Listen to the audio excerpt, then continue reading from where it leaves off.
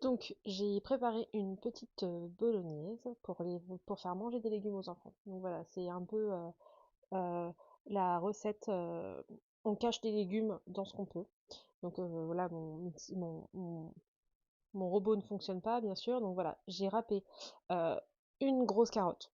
C'est une recette là, on était à 4 dessus. Deux adultes, deux enfants. Donc une grosse carotte, une courgette râpée vraiment en petit afin que ça se mélange vraiment bien à la préparation et que ça soit invisible pour les enfants. Donc voilà, un oignon pour donner du goût, avec à peu près 2 cuillères à soupe d'huile d'olive. On fait revenir les oignons afin qu'ils prennent, on les fait sur un petit peu afin qu'ils prennent un peu de couleur. Vous allez sûrement vous demander que j'ai un problème avec le curcuma, mais j'ai vraiment un problème avec le curcuma. Donc là, je mets un peu d'ail en poudre pour donner du goût. Du curcuma. Je pense que j'ai dû en mettre en tout et pour tout bien 4 cuillères à soupe de curcuma dans ma recette. Mais c'est bon pour la santé, donc on y va, il n'y a pas de problème. C'est anti-inflammatoire, c'est génial. Du céleri, donc voilà, comme une vraie bolognaise, hein, on met du céleri pour donner du goût, encore du curcuma. Je mélange le tout. Je fais un peu revenir afin que le céleri, euh, le céleri ramollisse un petit peu et que les oignons prennent de la couleur. J'ajoute la viande, je veux vraiment bien l'écraser afin qu'il n'y ait plus de gros morceaux agglomérés pour que vraiment toute la préparation soit de la même épaisseur pour pas trop qu'on voit qu'il y ait des légumes dedans. Donc vous allez voir, en fait, les morceaux de viande sont de la même épaisseur que les morceaux de carottes et les morceaux de Colette, oui, encore du curcuma, vraiment. Je pense qu'il faut que je me fasse soigner. euh, Carottes et courgettes râpées.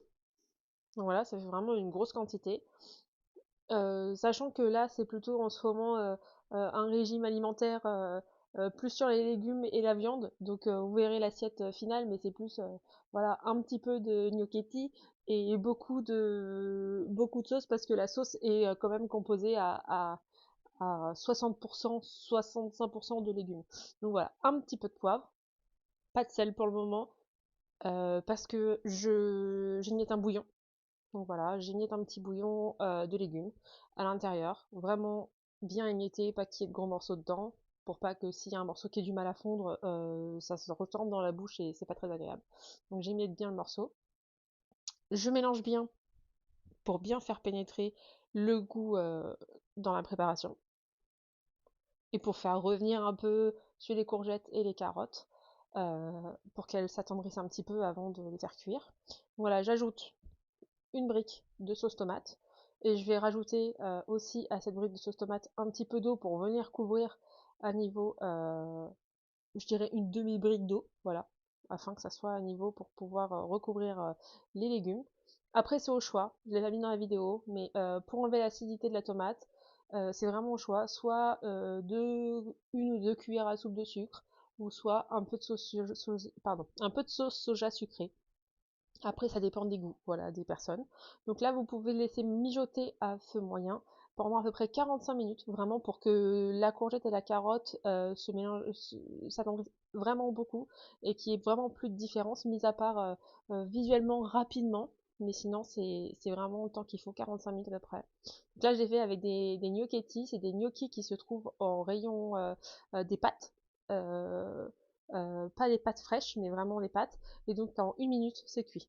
Donc voilà, pour mon assiette, ça sera mon assiette à moi. Peu de gnocchi et plus de légumes. Un tout petit peu de parmesan pour donner le goût. Et vraiment, les enfants en ont repris deux fois.